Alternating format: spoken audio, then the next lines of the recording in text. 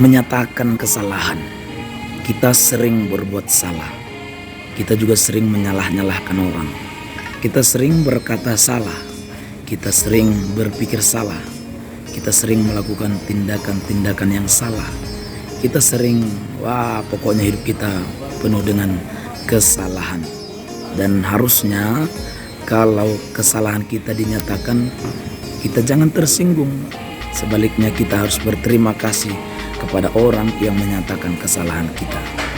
Dan firman Tuhan berkata dalam 2 Timotius 3 ayat 16, segala tulisan yang diilhamkan oleh Allah ini memang bermanfaat untuk mengajar, untuk menyatakan kesalahan, untuk memperbaiki kelakuan, dan untuk mendidik orang dalam kebenaran.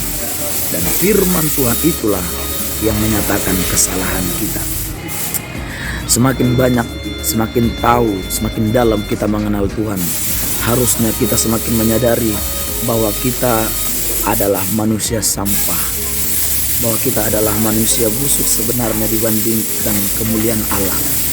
Ya, Nabi Yesaya pernah berkata dalam kitabnya, celakalah aku karena aku telah melihat Allah yang maha tinggi.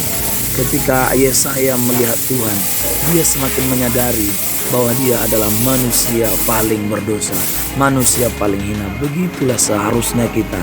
Kalau kita semakin mengerti firman Tuhan, semakin tahu firman Tuhan, kita harus menyadari bahwa dosa-dosa kita ditelanjangi, kejahatan-kejahatan kita diperlihatkan. Dan ketika kesalahan kita dinyatakan, jangan kita tersinggung, harusnya kita berubah, memperbaiki kelakuan. Itu tadi dalam 2 Timotius 3 ayat 16, supaya kita terdidik dalam kebenaran.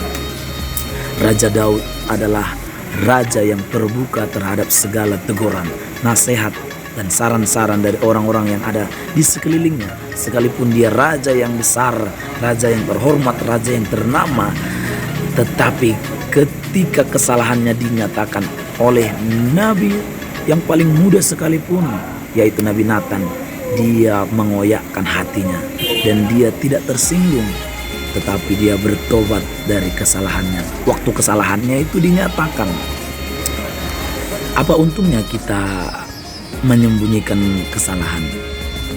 Ya, firman Tuhan berkata dalam 1 Yohanes 1 ayat yang ke-10, jika kita berkata bahwa kita tidak bersalah, maka kita menyatakan Allah adalah pendusta dan kebenaran tidak ada di dalam diri kita. Rugi, sangat-sangat rugi sebenarnya. Dalam Yesaya 59 ayat yang kedua berkata, bukan tangan Tuhan yang kurang panjang untuk menolong kamu, bukan telinganya yang kurang tajam untuk mendengar segala doamu, tetapi yang menjadi pemisah antara engkau dan Allahmu ialah segala dosamu, dan yang membuat Tuhan menyembunyikan diri terhadap engkau ialah segala kesalahan dan pelanggaranmu. Ini kerugiannya. Waktu kita tidak mau kesalahan kita dinyatakan, Tuhan bersembunyi. Kiamatlah kalau Tuhan sudah bersembunyi dari hidup kita. Ya, apa-apapun lagi yang kita kerjakan tidak ada artinya. Kita beribadah pun tidak ada artinya. Kita berdoa, kita bernyanyi, memuji, menyembah Tuhan, tidak ada artinya. Doa orang yang tidak mentaati hukum dalam kitab Amsal adalah kekejian bagi Tuhan.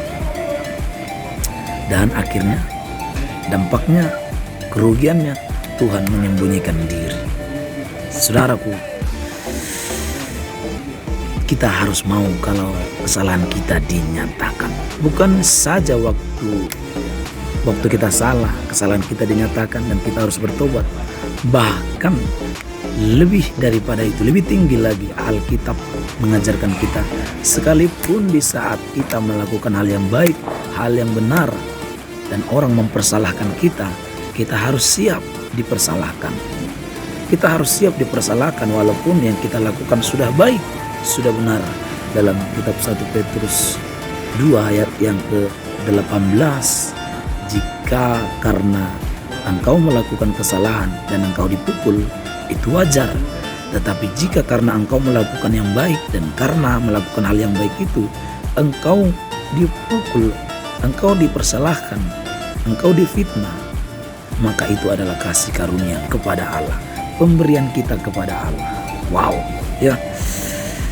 Jadi bahkan di saat kita sedang benar pun, kalau kita dipersalahkan, kita tidak boleh membela diri. Ya, legowo saja. Firman Tuhan dalam kitab Matius 5, berbahagialah engkau jika karena aku kamu dicela, disiksa, dianiaya, dihukum, dibunuh. Berbahagialah dan bergembiralah jika karena aku engkau difitnah dan kepadamu dialamatkan segala yang jahat. Berbahagialah karena upahmu besar di surga. Kalau kita rela kesalahan kita dinyatakan, lebih daripada itu, bahkan kalau kita rela dipersalahkan walaupun kita sudah melakukan hal yang benar, tidak membela diri, tidak menyerang balik, tetapi kita membalas kejahatan dengan kebaikan, maka Alkitab berkata, upahmu besar di surga. Alkitab berkata, Allah tidak menjemunyikan diri lagi terhadap doa-doamu. Alkitab berkata, jika kita mengaku dosa, Ia adalah setia dan adil. Ia akan membenarkan kamu. Kita akan menjadi orang benar, dan hanya orang benarlah yang bisa masuk ke surga. Oleh sebab itu, mari jangan buru-buru tersinggung, jangan buru-buru marah, jangan buru-buru dendam, benci, sakit hati, akar pahit, ingin membalas kejahatan dengan kejahatan karena dia menyatakan kesalahan kita, karena kita dipersalahkan walaupun kita tidak salah. Jangan buru-buru membalas yang jahat terhadap yang jahat, tetapi mari balas kejahatan dengan kebaikan. Upah yang besar itu menanti kita semuanya. Tuhan Yesus memberkati. God bless you.